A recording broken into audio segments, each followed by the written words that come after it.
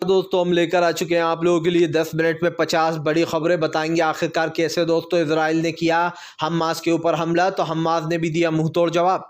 आखिरकार क्यों 5 राज्यों में कांग्रेस ने दावा कर दिया कि उसी की सरकार बन रही है, क्यों अब की बार तमाम ओपिनियन फेल होंगे फेल।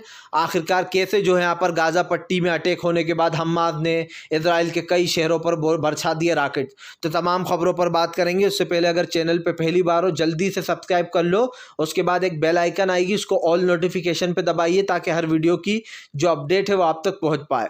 आपको बता दें चले दोस्तों, फिलहाल गाजा पट्टी में एक बार फिर से इजराइल ने किया हमला, कई मासूम लोगों की चली गई है जान। जी हाँ, आपको बताता चलूँ फिलहाल गाजा पट्टी में हमले के बाद अब हमास भी भड़क गया। हमास ने चेतावनी दी है कि वो इजराइल की इस हरकत का मुंहतोड़ जवाब देगा। हमास इजराइल के बीच फिर से एक बार जंग शुरू हो चुकी है और जंग शुरू होने का कारण फिलहाल यही बताया जा रहा है। लेकिन एक चीज़ को हमने महसूस किया है कि फिलहाल अब तमाम जो चीज़ें चल रही हैं उसमें जो है यहाँ पर पूरी तरीके से फेल होता हुआ ये नज़र आ रहा है। दरअसल दोस्तों आपको बताते चले 5 राज्यों में बनेगी कांग्रेस की सरकार, राहुल गांधी का दावा।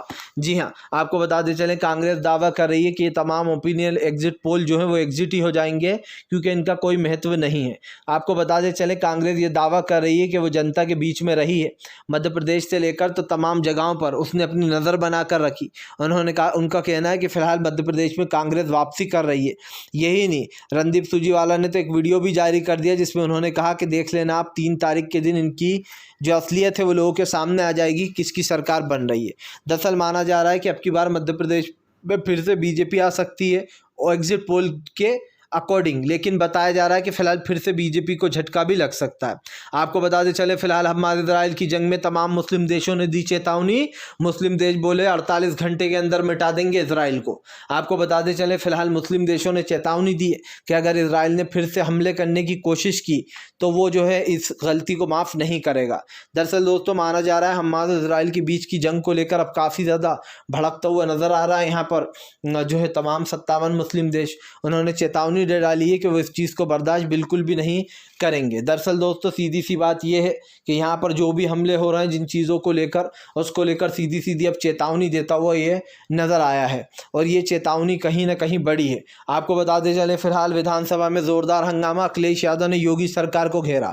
अखिलेश बोले उत्तर प्रदेश में कानून व्यवस्था चौपट, किसानों की एमएसपी सरकार खा गई। उन्होंने कहा कि फिलहाल किसानों का बेहाल हो चुका है, खास करके राज्य में क्राइम रेट बढ़ता जा रहा है। अखिलेश यादव ने कहा कि बीजेपी पूरी तरीके से जनता को बरगलाने में लगी हुई है। आपको बताते चले दोस्तों इजराइल और हमास की जंग के बीच में 48 घंटे वाली धमकी दे डाली ईरान ने। ईरान बोला अगर इजराइल हमले करता है तो उसको 48 घंटे के अंदर मिटा देंगे। अब तो खैर शुरू हो ही गए दोस्तों, जाहिर सी बात है हमले। सीधी सी बात यह है कि ईरान ने खुली चेतावनी दे दी है। ईरान कह रहा है कि लगातार इस बात को दोहरा रहा है कि हम 48 घंटे के अंदर ही इजराइल को पूरा ख़त्म कर देंगे अगर इजराइल नहीं माना तो। उधर अमेरिका भी जो है यहाँ पर धमकियाँ दे रहा है। जाहिर सी बात है अब तमाम मुस्लिम देश एकजुट होते हुए नज़र आ रहे हैं। आपको बताते चले राजस्थान, छत्तीसगढ़, मध्य प्रदेश, तेलंगाना और मिजोरम 5 राज्यों में कांग्रेस की सरकार बनने का दावा कर कर जो है यहाँ पर गहलोत ने भी मार ली एंट्री। अशोक गहलोत बोले चाहे कुछ भी हो जाए, ये लोग कुछ भी बोले, लेकिन सरकार राजस्थान में हमारी ही बन रही है। उन्होंने कहा कि राजस्थान समेत उन तमाम 5 राज्यों में कांग्रेस जीतेगी जो कांग्रेस ने दावा किया था। दरअसल दोस्तों यहाँ पर आपको बताते चले जो वोट परसेंटेज है खास कर वो 1-2% बढ़ गया था शिवराज सिंह चौहान का चुनाव के वक्त, क्योंकि इस वक्त मेन पेज जो फंसा है वो मध्य प्रदेश में ही है। राजस्थान का भी थोड़ा बहुत, लेकिन राजस्थान में बताया जा रहा है कि गहलोत ही आएंगे। पर आपको बताते चले ये ओपिनियन पोल अगर अब की बार फेल होगा, एग्जिट पोल, आपको याद होगा दोस्तों एक ओपिनियन पोल बहुत बुरी तरीके से फेल हुआ था। सब लोगों ने तेजस्वी यादव को जीतता हुआ बताया था और तेजस्वी सबसे बड़ी पार्टी भी बने थे क्योंकि वही नंबर 1 पार्टी थे बिहार की। लेकिन उस वक्त फिर से नीतीश कुमार जीत गए थे।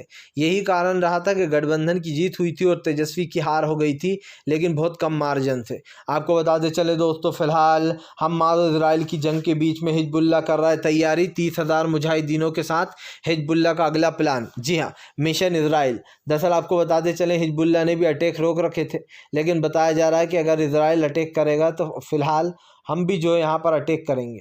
और जाहिर सी बात है इस तरीके की जो चीज़ें हैं दोस्तों वो कहीं ना कहीं लोग बनाकर रखते हैं। अब देखना ये होगा कि आखिरकार इसका रिजल्ट क्या निकलने वाला है। आपको बता दें चले CAA का भूत फिर से हुआ जिंदा।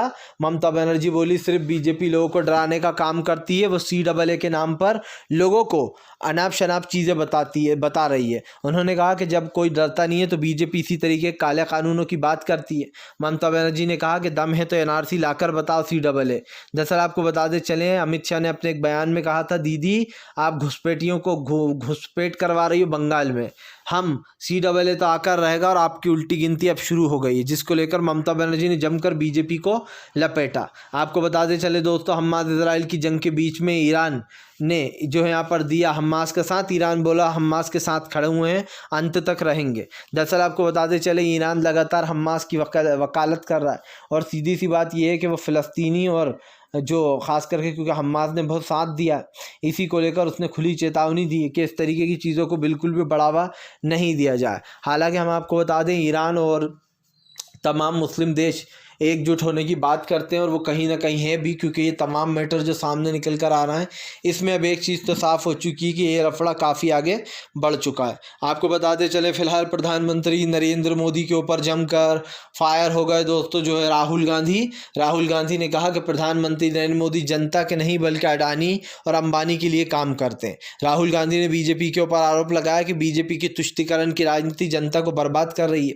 उन्होंने कहा कि राहुल गांधी ने कहा कि फिलहाल गरीबों का कर्जा माफ़ नहीं करती है सरकार, लेकिन अडानी और अंबानी के लिए ख़जाना खुला रखा है। मतलब कि साफ है राहुल गांधी बताने की कोशिश कर रहे हैं कि ये सरकार सिर्फ गरीबों के लिए नहीं अमीरों के लिए काम करती है।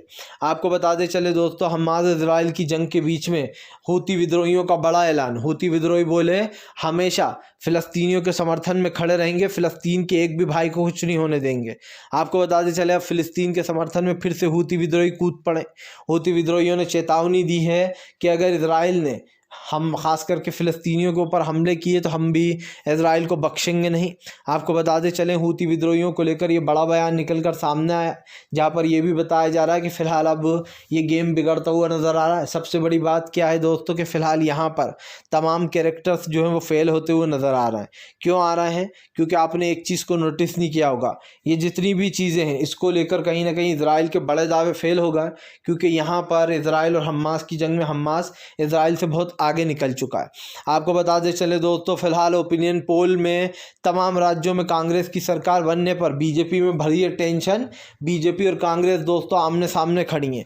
दरअसल जाहिर सी बात है जिनकी भी सरकारें दोस्तों बनेंगी उसको 2024 में एक बूस्टर डोज मिलने वाला है, और इस बूस्टर से दोस्तों कहीं ना कहीं ये कह सकते हैं कि हम 2024 का रिजल्ट तय होगा, यानी कि जो जितने ज़्यादा राज्य जीतेगा उसको उतना फ़ायदा होने वाला है। हालांकि हम आपको एक चीज़ बता दें इसका इतना गहरा असर नहीं पड़ता है, जबकि बात बता रहा हूँ, लेकिन एक चीज़ तो साफ़ हो चुकी है दोस्तों कि फ़िलहाल इन राज्यों का यानी कि इन चुनाव का लोकसभा से लोग कहते हैं कुछ लेना देना नहीं है, लेकिन इसका लेना देना होता है, क्योंकि आपको पता है जिसकी सरकार होती है राज्य में उसको उसका फ़ायदा तो मिलता ही है।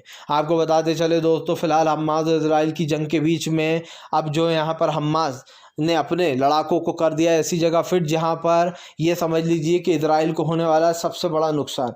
जी हाँ, इजराइल को नुकसान पहुंचाने के लिए दोस्तों हमास ने अपने लड़ाकों को इन सीज़ फायर के बीच में ऐसी जगह पर फिट कर दिया है जहां से इजराइल पूरी तरीके से दोस्तों ख़त्म हो जाएगा।